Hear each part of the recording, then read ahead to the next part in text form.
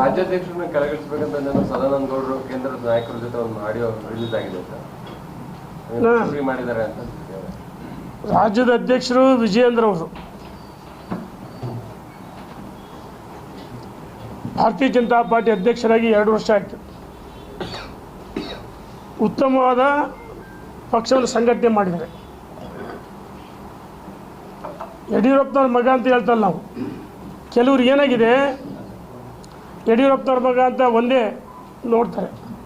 ಯಡಿಯೂರಪ್ಪನವರು ಭಾರತೀಯ ಜನತಾ ಪಾರ್ಟಿಯನ್ನು ಕಟ್ಟಿ ಬೆಳೆಸಿದರು.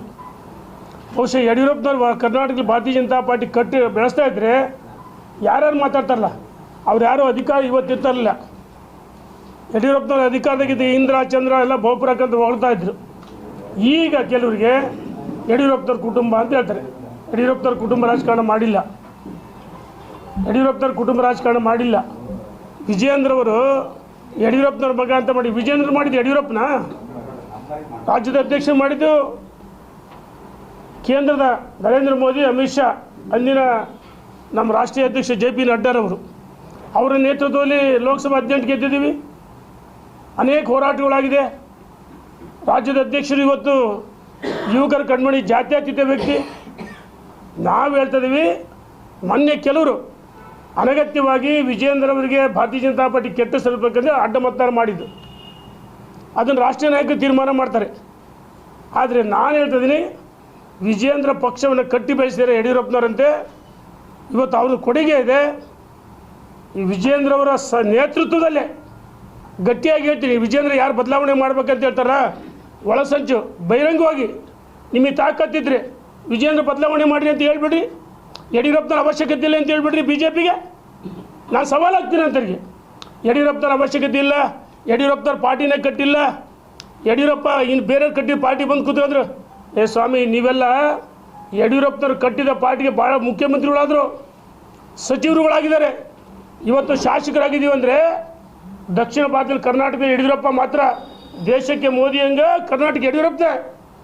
ಇನ್ನು ಮುಂದೆ ವಿಜಯೇಂದ್ರ ಬಗ್ಗೆ ಅನಗತ್ಯವಾಗಿ ಮಾತಾಡಿದರೆ ನಾವು ಮಾಜಿ ಶಾಸಕರು, ಮಾಜಿ ಸಚಿವರು ಅನೇಕ ಕಾರ್ಯಕ್ರಮ ಮಾಡಿದ್ವಿ. ಯಡಿಯೂರಪ್ಪನವರು ವಿಜಯೇಂದ್ರ ಮತ್ತು ಮೇಲಿನ ಹೇಳಿಕೆ ನಿಲ್ಲಿಸಿದ್ದೀವಿ. ಇನ್ನು ಮುಂದೆ ಈ ರೀತಿ ವಿಜಯೇಂದ್ರ ಬಗ್ಗೆ ಹಗುರವ ಮಾತಾಡಿದರೆ, ಅವ್ರು ಉಳಿಸೋಕ್ಕೆ ಷಡ್ಯಂತ್ರ ಮಾಡಿದ್ರೆ ನಾವು ಸಹಿಸಲ್ಲ ಅಂತ ಹೇಳಕ್ಕೆ ಇಚ್ಛೆ ಪಡ್ತೀವಿ. ಹಾಂ, ನಾವು ಪರ್ಯಾಯ ಸಭೆ ಮಾಡ್ತೀವಿ. ಯಾಕೆ ವಿಜಯೇಂದ್ರ ಜೊತೆಗೆ ಇಲ್ಲ ಹಾಲಿ ಶಾಸಕರಿದ್ದಾರೆ, ಮಾಜಿ ಸಚಿವರು, ಲೋಕಸಭಾ ಸದಸ್ಯರು, ಯಡಿಯೂರಪ್ಪನವ್ರು ಕಟ್ಟಿದ ಪಾರ್ಟಿಗೆ ಇವರೆಲ್ಲ ಕೆಲವರು ಬಂದಿದ್ದಾರೆ.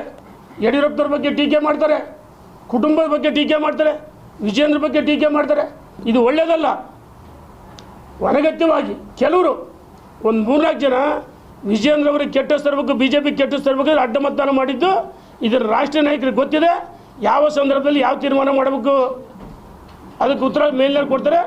ವಿಜಯೇಂದ್ರ ಅವ್ರ ನೇತೃತ್ವದಲ್ಲೇ 2028 ನಾವು ಚುನಾವಣೆಗೆ ಹೋಗ್ತೀವಿ, ಮತ್ತೆ ಅಧಿಕಾರಕ್ಕೆ ಬರ್ತೀವಿ. ಇದು ಒಳ್ಳೆಯದಲ್ಲ ಅಂತ ಹೇಳಕ್ಕೆ ಇಚ್ಛೆ ಪಡ್ತೀನಿ. ಮಾತಾಡೋದು ಯಾರಾದರೂ ಮಾತಾಡಿರಿ.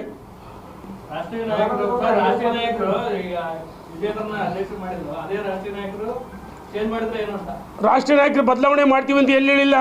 ಕೆಲವರು ಮಿಸ್ಗೈಡ್ ಮಾಡ್ತಾ ಇದ್ದಾರೆ. ರಾಷ್ಟ್ರೀಯ ನಾಯಕರಿಗೆ ಗೊತ್ತಿದೆ ಕರ್ನಾಟಕದಲ್ಲಿ ಭಾರತೀಯ ಜನತಾ ಪಾರ್ಟಿ ಕಟ್ಟಿ ಬೆಳೆಸಿದ್ಯಾರು, ವಿಜಯೇಂದ್ರ ಅಧ್ಯಕ್ಷ ಆದಮೇಲೆ ಯಾವ ರೀತಿ ಆಯಿತು ಎಲ್ಲ ಗೊತ್ತಿದೆ.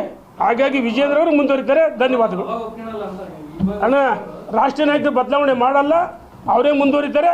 ಧನ್ಯವಾದಗಳು.